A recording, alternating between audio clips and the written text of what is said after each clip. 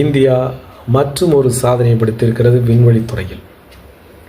முற்றிலுமாக தனியாரால் தயாரிக்கப்பட்ட விக்ரம் 1 என்ற ஒரு செயற்கைக்கோள் இன்று விண்ணில் வெற்றிகரமாக ஏவப்பட்டிருக்கிறது.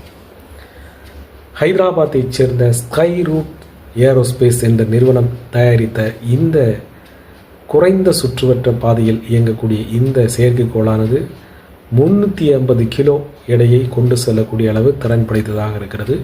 4 நிலைகளாக பிரிக்கப்பட்டு இந்த செயற்கைக்கோள் வடிவமைக்கப்பட்டிருக்கிறது.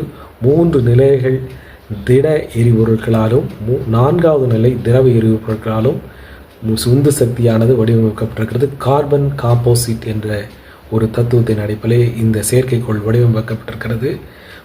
800 பொறியாளர்கள் இதற்காக வேலை செய்திருக்கிறார்கள். தமிழக பொறியாளர்கள் அதிகமான பேர் இந்த திட்டத்தின் பின்னணியில் வேலை செய்திருக்கிறார்கள்.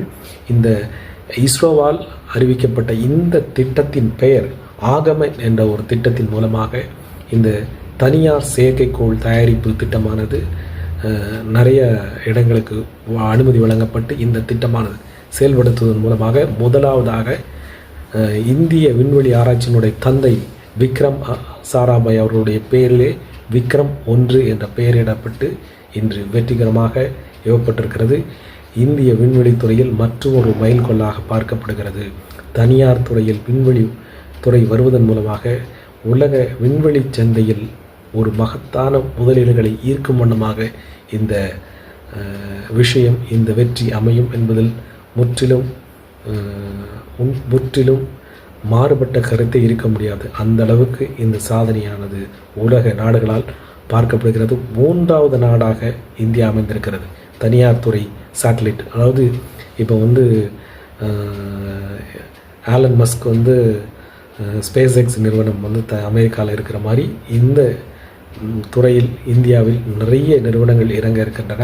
வரும் காலம் மிகப்பெரிய சந்தை விண்வெளித்துறையில் இருக்கிறது. இந்தியாவை நோக்கி முதலீட்டாளர்கள் ஏகப்பட்ட பேர் இந்த துறையில் முதலீடு செய்வதற்கு வருவார்கள்.